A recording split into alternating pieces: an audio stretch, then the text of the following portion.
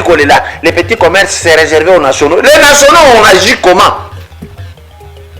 Bino batu ya mbongo. Ata boiba mbongo à République. Si vous faites comme Kabila, ba ferme, mboka crise alimentaire et kokita. Bon film qui est pourquoi pour vous publier? Quelle était votre intention? Makambo ya censure. Et comme une arrestation, une séquestration n'dengenini. Si bien que nous avons eu trop de problèmes au niveau, il y a Moussala qui est avocat. Le bureau, un artiste ne peut pas être avocat, c'est un sujet à débattre. Congo, c'est extraordinaire. Mundele Moko, Basali, Apareko, Yangwanda, Zamboko, Asali, et ça ne m'étonne pas. Ici, je veux parler de la censure. Moussala ya censure, et ça à deux niveaux. Il y a beaucoup de moko okuti mutoyo aza na police na maboko na ye, armée na maboko na ye, banque na maboko na ye, finance na maboko na ye, makamunyoso na maboko na ye, mbala moko ba élire yo président lobi obengani ye. Challenger, il y a président Félix, monsieur Fayulu, botu na ye. Expliquez nous biso lingi ko sala ndenge nini. Kofi a résisté qui te kaya ko répondre la convocation. Mais vous l'avez séquestré pourquoi? Nous allons continuer avec le mal jusqu'où? Le frère Félix, oya zwa kombo papa Etienne, yepe komona Etienne Tshisekedi, bashi bakangiye. Na makambo lekaki na Lumbashi basalaki mobulu na babwate, bakangiye. Boyoki président a interféré que ça ndeko na kokota prison te, il n'agit pas.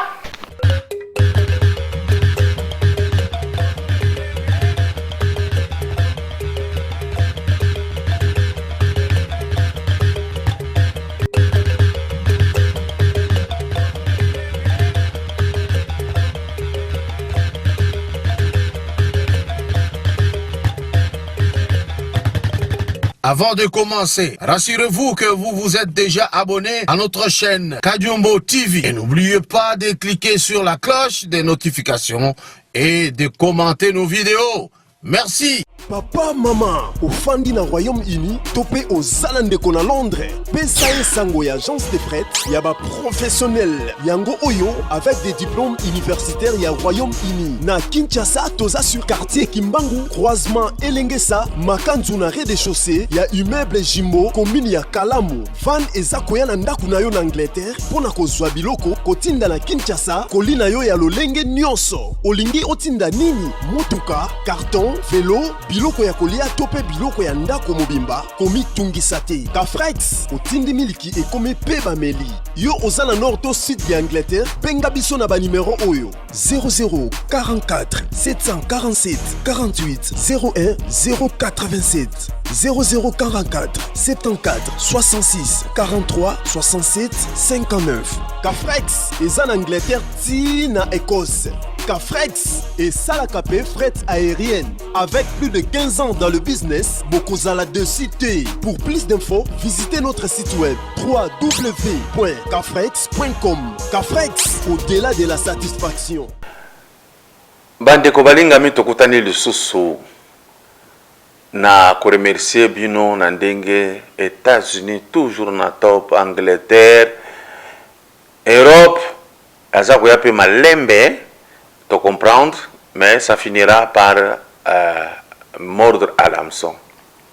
Nalingi na rappelé awa ba vidéo to sala qui avant chef de l'État à Kende Belgique, nous tozai ko boya makasi akoma na Belgique, nzamba salisi akei abimi sain et sauf, mais ba complot ba sala qui parce que habitude ya ba Belge yango wana et échouaki. Mais bande konangai naza na ba elema awa baza ko sala ba mindele ba komo ko lancer yango même gratuitement pour critiquer le président Félix. Na lingi na Alexango te audio yo, mais na lingi na analyser yango. Parce que audio yo basala yango mundele moko basali apareko ya Ngwanda Zamboko asali. Et ça ne m'étonne pas. C'est vrai, ça là qui succès, tu vas belé, ainsi de suite. Mais Union européenne a contente, Belgique a regretté parce que mission bapesa qui Félix Césaria Robengana Kabila. Vous mentez qui?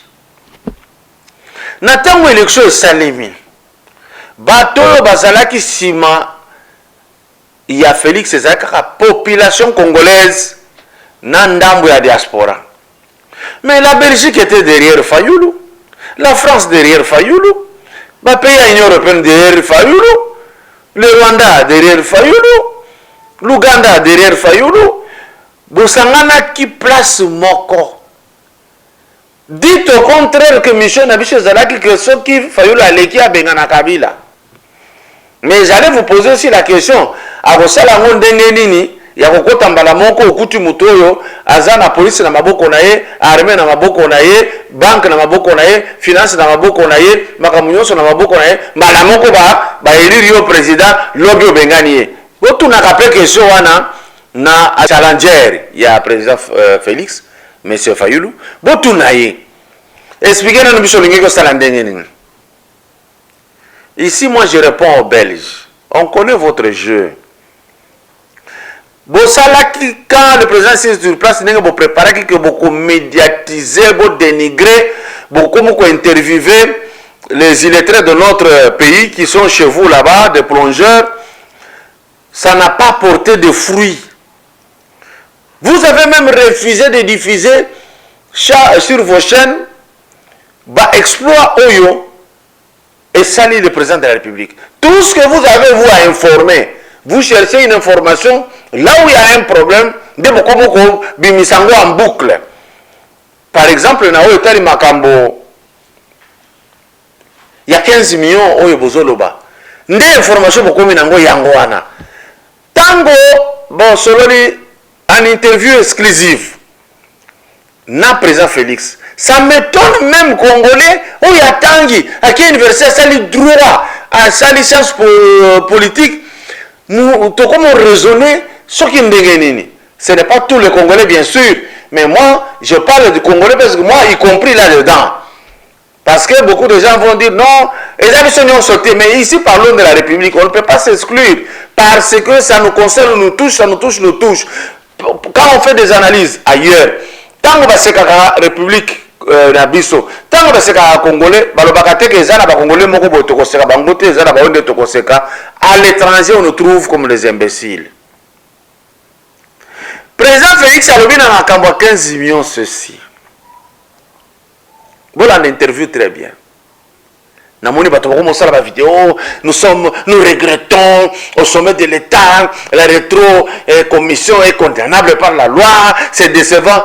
Vous voulez tromper qui, cher juriste? Le président dit, cette information est venue jeter au Japon. Je connais, il s'agit des rétro-commissions qu'on appelle COP. Journaliste a insisté, vous admettez, non. Je sais que ce sont de mauvaises pratiques qui vont finir avec le temps. C'est ce qu'il lui a dit. Ce n'est pas que à féliciter Yango. Il a dit Nayebi que Makamboza Nakati, il y avait rétro-commission. Mais il est chef de l'État, il connaît ce pays. Il n'a pas l'habitude de faire des mensonges pour dire oh je ne sais pas, Bolingaki Alobano, comme Bazali Kolobana Bato FCC. Non, la rigueur de la loi, nous allons faire ceci, nous allons faire une commission. Il n'est pas là-dedans. Il dit je suis au courant. Et puis, j'ai parlé avec l'inspecteur général des finances. Je n'ai pas encore de preuves de détournement. Mais je sais qu'il y a les problèmes de rétro-commission ou des COP, qui sont les habitudes du gouvernement passé, ancré, mais pas du gouvernement, des gouvernements passés, parce qu'il ne faut pas beaucoup se laisser comme Kabila, et l'autre Mobutu. Alors, il y que les trois commissions ont un comportement congolais et aussi là progressivement. Maintenant, parti du président de la République à Zoloba, Et aussi là, ce n'est pas du jour au lendemain, ça n'a pas intéressé les Congolais que nous sommes, ça n'a pas intéressé les étrangers, mais on tire à boulet rouge sur lui. C'est comme je vous avais dit, Naba pasteur, na sujet au Italie, Jésus-Christ est Dieu ou pas. Et ça a versé mon cœur Lobaka, qui me voit voir le Père, car le Père est à moi et moi je suis dans le Père. Il dit, moi et le Père, nous sommes un. Jésus a continué. Or, nous sommes un, pasteur, pour que l'opinion n'a pas mais, dans la Bible, Jésus a continué à dire, si vous faites la volonté de mon Père, il sera un avec vous. Cela veut dire nous aussi nous devenons Dieu et créateur. Faux. Et il dit, moi et mon Père, nous viendrons chez vous et nous ferons un avec vous. Le président Félix a dit, oui, je sais, c'est un problème de rétrocommission, de COP. C'est une journaliste à lobby. C'est que vous soutenez ça, vous lobby. Non, c'est une mentalité qui existe dans ce pays qui ne peut pas finir du jour au lendemain facilement, mais au fur et à mesure, là, ça n'a pas intéressé. Mawaming. Une vidéo d'un collègue estimé sans rival a sali remarque Moko. Alors, ce que le président fait de bon, les Belges ne viennent jamais filmer ça, ils ne font aucune information sur ça, moins encore le français et le camp de la Mouka, et ils ne voient que le mal. Vous rappelez que le président Félix avait fait arrêter sa soeur à Kotara prison. Le frère à Félix, Oya Komba papa Etienne, Yepe Komona Etienne Tshisekedi, Bashi Bakangiye. Na makambo lekaki na Lumbashi basalaki mobulu na baboite bakangiye. Boyoki président a interféré que ça ndeko na kokota prison te. Il n'agit pas. Moi je sais que Zoé abetaka Serge Kasandambata na boîte bakanga Zoé te. Mais lui ici bakangi ndeko na ye. Et puis alors non que la justice fasse son travail. Là vous n'informez pas. Là ça ne vous intéresse pas. Je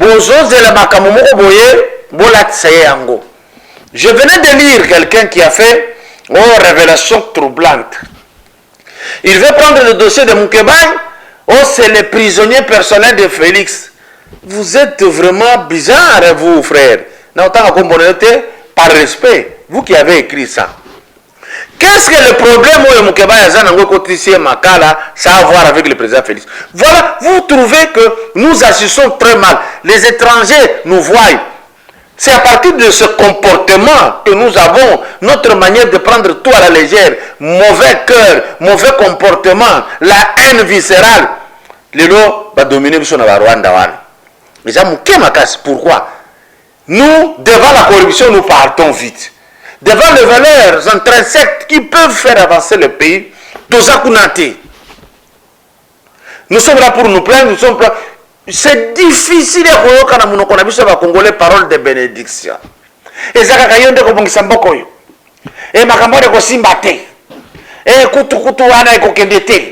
mauvais peuple que nous sommes. Dieu regrette de nous avoir créés. Il y a dans la Bible que Dieu dit, je me répands d'avoir créé l'homme sur terre. Dieu risque de se repentir d'avoir créé les Congolais.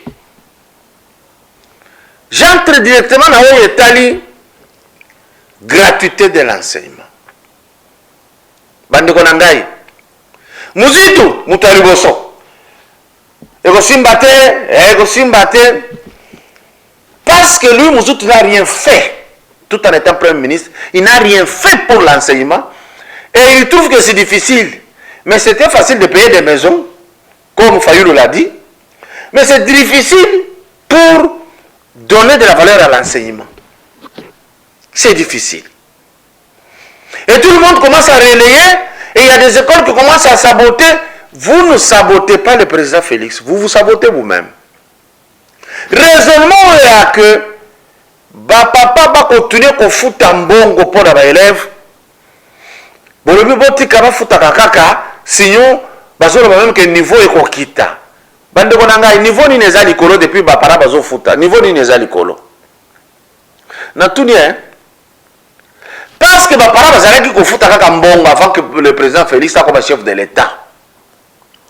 Pourquoi les enseignants bazalaki ko kende chaque année na grève? Parce que ba para bazalaki ko futa. Chaque année nous n'allons pas commencer les enseignements parce que ce que nous sommes dit n'est pas réalisé et nous sommes mécontents, ceci, cela. Pourquoi vous allez en grève? Cet argent-là, profitez n'a pas cause. Chers enseignants, vous refusez d'enseigner parce qu'on dit qu'il y aura la gratuité, parce que la promesse ferme faite par le gouvernement, il y a une augmentation. Vous voulez ne pas enseigner. D'autres enseignants que nous avons croisés, ils disent très bien. Comme en octobre, bah foutu salaire. Beaucoup récupérer ni retard ou causer parce qu'on ne va pas vous ajouter 2 jours. Le 2 juillet, beaucoup classe. Beaucoup récupérer ndengeni. Tant que bazalaki ko futa kaka ba parents bazo futa. Vina bino changeaki. Pourquoi vous avez organisé la grève? Parce que vous avez ko futa. Vous expliquer ce qu'on va tout que vous avez aucune grève pour la boye. Combien de fois vous vous êtes plaint, il y a un monde qui va foutre à parents, mais vous foutre à manquer. Qui profite de cet argent? Pourquoi on ne peut pas consentir des sacrifices? La Chine, pour se développer, j'étais tout petit enfant en 70, en 70, pour l'accepter ce film, dans le temple du salle de cinéma, il y a Sepsi, kuna na Lumbashi, et ça là qui na salle de projection, parce que chez moi Mbouyi, tokota kuna, mutozé ko diriger pour Basalwana, c'est Bakere Yaya qui était un bon boxeur, un vieux du quartier, tokota total film à Chine. Mao Tse-tung a yebisaka bango, serrer la ceinture, nous allons retourner à la terre, tolona, ceux qui te bandit kolia bien, to développer un boka. Ba chinois ba croiraki na oyo mot d'ordre ba pesa que na président na bango. Ba salaki musala ba le to sala, to mon a récolte nege kobima. Mais congolais azoboya absali na nuté. To mesana loboko ya kosenga. Lokola lobi makambo etali agriculture oyo mawa salaki Chine bandi ko décoller. Je félicite par ici Joseph Kabila na boye. Parce que vous avez allergie, regardez qu'on félicite. Pour bien ce qui est facile, c'est d'injurier. Bango va travailler na Kabila. Basala Baria, c'est le Mouzito avec le Palou. Va travailler na Kabila 10 ans, va soutenir. Nous avons félicité le président Kabila parce que parti en Bongo naye a sali ba parc, a sali ba ferme. Ba soso bazali ba mabata bazali ba ngulu bazali ba nkosi bazali ba meme bazali ba biloko ba antilope ba nini akati bilanga mama Olive mwasi na ye akataka bilanga. Alors Joseph Kabila asali eloko oyo naza kosenga ke batu tu basala yango ba bazana mbongo. Asali eloko wana ezopesa patience pour récolter. Et c'est ce que nous les Congolais on n'aime pas. Au lieu de dimanche on récolte lundi. Et voilà pourquoi le pays n'avance pas. Tala ba Indien ba koti na ba SK, ba koti na ba Kine marché, ba koya na ba Galaxy, ba koti na ba baza patient. Prix exemple que mais bazo te kambango mbango bazo kende liboso. Biso lokoso et lokosombi $1 vous allez goûter kango $20 et umeli. Indien aye ateki ya moko mais na $3 basombi on va dire que là les petits commerces c'est réservé aux nationaux. Les nationaux on agit comment? Bino batu ya mbongo ata boyiba mbongo ya république. Si vous faites comme Kabila baferme mboka crise alimentaire ekokita, vous pourrez être même pardonnable. Parce qu'en ce moment-là, on sait que l'argent là sert la République. Si bien que Matata Mpone voulait mentir, que Babandaka gratuité enseignement déjà avant, si on a tiré une vidéo, il était mon premier ministre, un homme gentil, parce que j'aimais beaucoup sur le comédien Mukanda lundi. D'ici mercredi, j'ai dit tu as la réponse par rapport à ce qui s'était passé. Parce que quand même, il a essayé de donner la beauté à la ville, même si les chiffres sont qui mirobolants, mais il a fait quelque chose. Hier aussi, on a félicité quelqu'un, celui qui a dit Aïbaki, d'accord, mais ça lui va œuvre na maniema. Ça lui pas na bango. Ça, c'est un élément négatif. Il pouvait le faire aussi, même Mouké aussi, quelque part. Mais il a fait là chez lui. Ce n'est pas de sa faute parce que tout le monde le fait. Sauf le président Félix. Ata un maître en Zélanda ne s'allait mettre dans les grands Kassai. Rien. Là, vous avez critiqué, que pour la ligne négligée. Non. Au contraire, moi j'ai parlé avec quelqu'un plusieurs fois. On a parlé là-bas, Moussoussou. Là,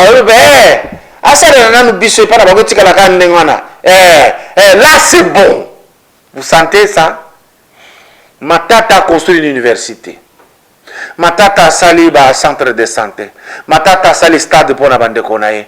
Matata a asphalté la route pour la bande kuna. Tout le monde, même gars, ceux qui sont à Kitaki, l'aéroport à Kindu, et l'aéroport de Bengane à Kingaïte. Voilà au moins, sans soyer nazo koloba, la félicité. C'est bien qu'à ta comme ça va primo boye et Yanzela va tsengi boye matisi boye, je n'ai pas de preuves.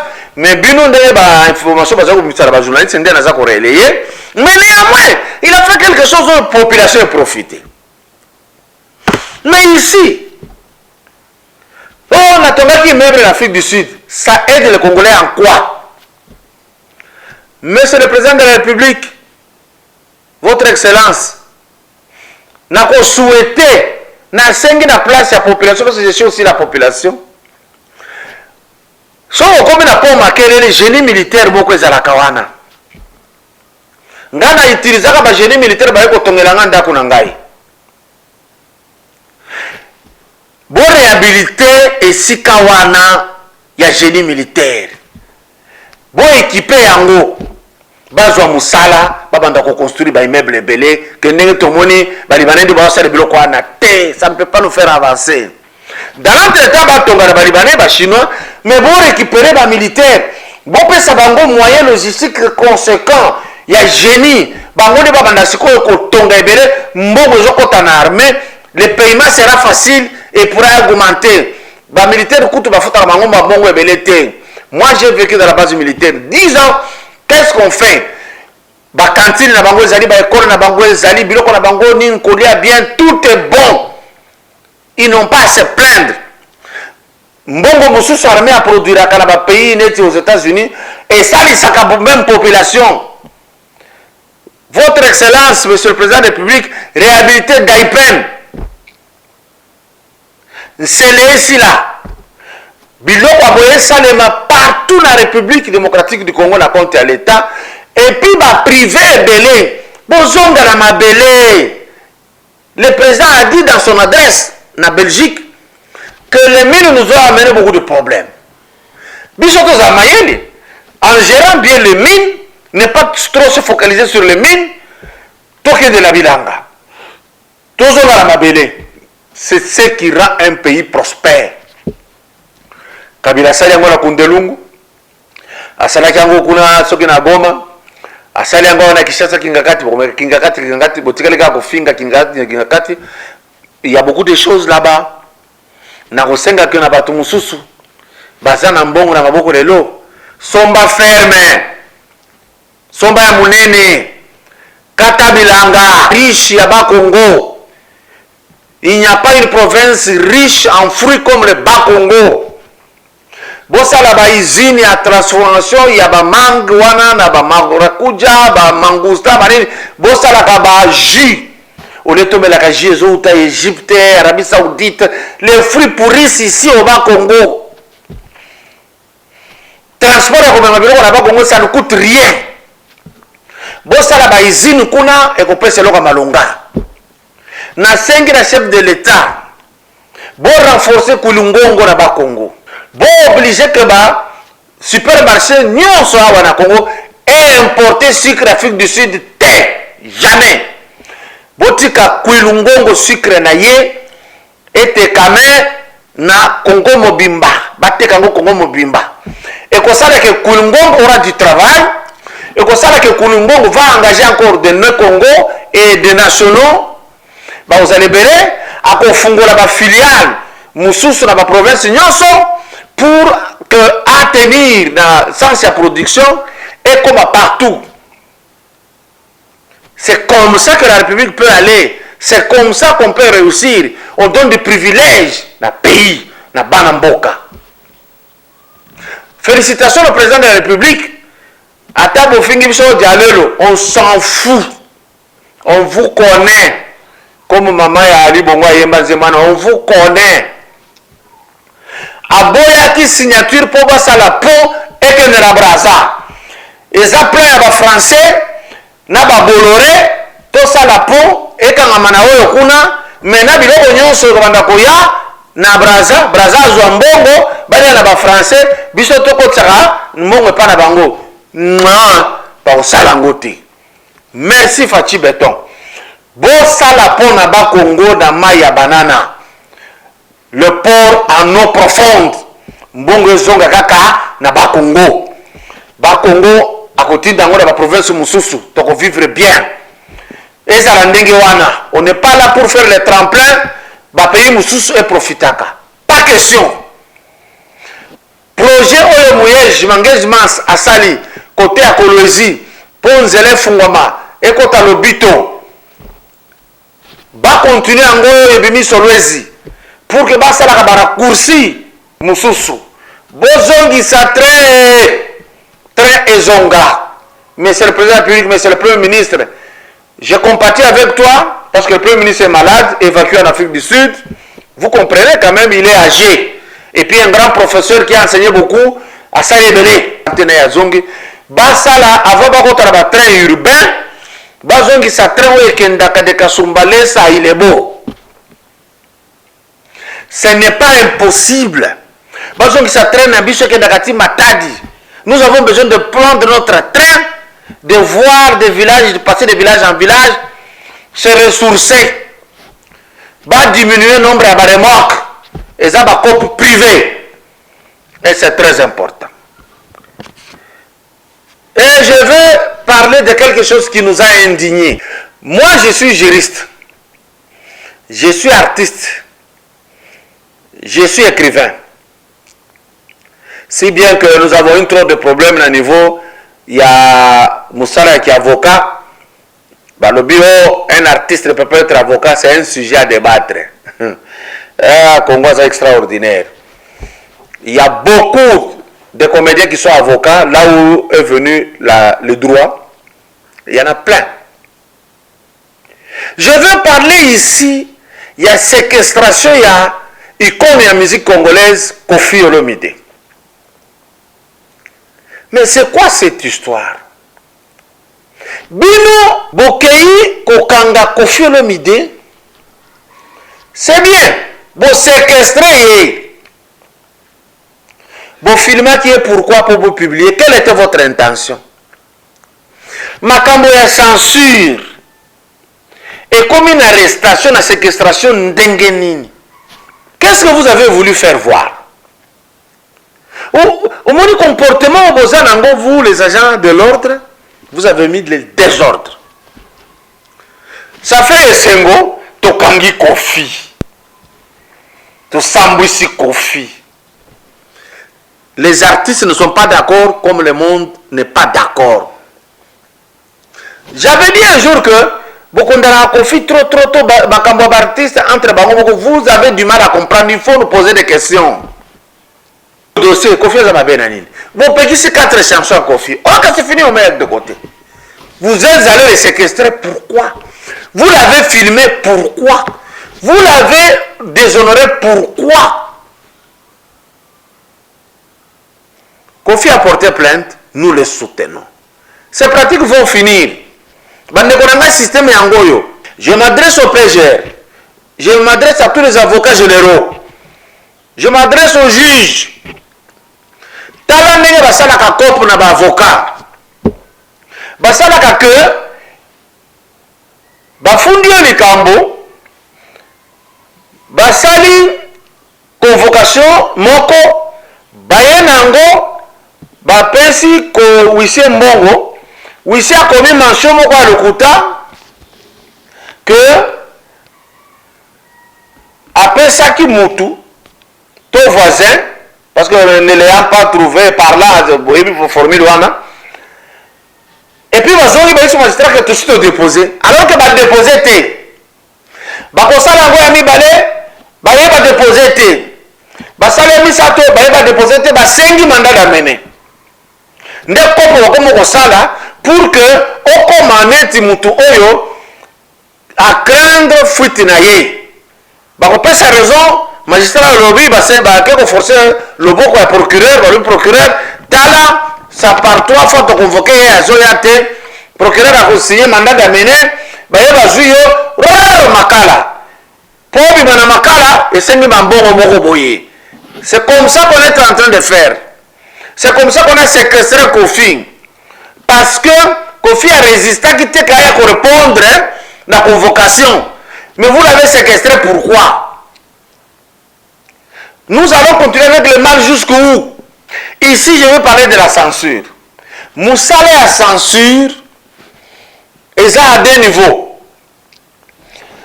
Un, œuvre tango sali yango, ok ko présenter la censure avant ebima, tu payes $10. Tant que ce qu'on soit bimi ici, c'est là où on paye $300. Mais le censure des animes, attends ok avant, c'est $300. Censure des apôts na kotala œuvre oyo ezoko bebisa ba mers. Tout le monde censure des apôts dans sous soumission na été à vérifier soki na banzembo na ba œuvre ba basali ba tableau, ba théâtre, ba cinéma si est préservé ba bonne mers de la République si ce n'est pas antipatriotique pour que arrêter à webimate mais tous on a ciment. Banzembo bonye yembami awa ezobete abuzoba censure a arrêté en côté. So ba spécial bon atiki bimi nango. Ba artiste ba sengi ba bon ma censure. Mais nous avons discuté hier dans notre rencontre pendant longtemps avec Paul Leperc pour que kokufa oyo bazalo ba kokufa censure kolongana bateau bazawana. Ce n'est pas que ba ko banda ko censurer nzembo te, ba ko banda censurer ba œuvre te. Néanmoins, on aime qu'on puisse créer un organe de régulation. Il y a culture mobimba, il y a œuvre de l'esprit culturel et artisanal, artistique et artisanal. Nakati ya organe wana régulation, bako banda pour contrôler ce qui est bien été ba déclassé. Ou alors, ce qui est sali œuvre moko parce que toutes les œuvres ne sont pas destinées au grand public. C'est pourquoi, moi je suggère que cet organe de régulation comme le SENSAC, quand on va créer en gros, nous les artistes, il faut les aller pilotés par le ministère de la Culture, des connivences avec le ministère des Médias et le ministère de la Justice. Pour que, awa, ce qui est le boyango, télévision, ils ont dépendre du ministère des Médias et qu'on diffuse en côté. Oyo ko récidive na buzoba wana isali ngo danko na diffusion ministère de la Justice et appliquer ba loi oyo ko bimawa pour arrêter. Parce que mingi ça la kandenge ni ministère de la Culture a boy mais les télévisions ne sont pas dans du ressort du ministère de la Culture. Bazana kata ministère ya Médias. À ce moment-là, œuvre ko le kanango na kotoyo mais abako ko samba na côté mususu. Et enfin tokoya kozongela makambo wana après mokolo nini ministère ya culture kozana maboko ya artiste na soki wana Papa, maman, ofandi na Royaume-Uni, topé aux Zalandeko na Londres. Pesa sango ya agence de fret, ya ba professionnel. Yango oyo avec des diplômes universitaires ya Royaume-Uni. Na Kinshasa, toza sur quartier Kimbangu, croisement Elengesa, makanzu na rez-de-chaussée, ya immeuble Jimbo, commune ya Kalamu. Van eza koya na ndaku na yo na Angleterre, pona kozwa biloko, kotinda na Kinshasa, kolina yo ya lolenge nyonso. Olingi otinda nini? Motuka, carton, vélo, biloko ya kolia tope biloko ya ndako mobimba, komi tungisa te. Kafrex, otindi miliki e komi pe bameli. Yo ozala nord to sud de Angleterre, benga biso na ba numéro oyo 0044 747 48 01 087 0044 74 66 43 67 59. Cafrex eza en Angleterre ti na Écosse. Cafrex et Salakapé fret aérienne. Avec plus de 15 ans dans le business, Bokozala de cité. Pour plus d'infos, visitez notre site web www.cafrex.com. Cafrex, au-delà de la satisfaction.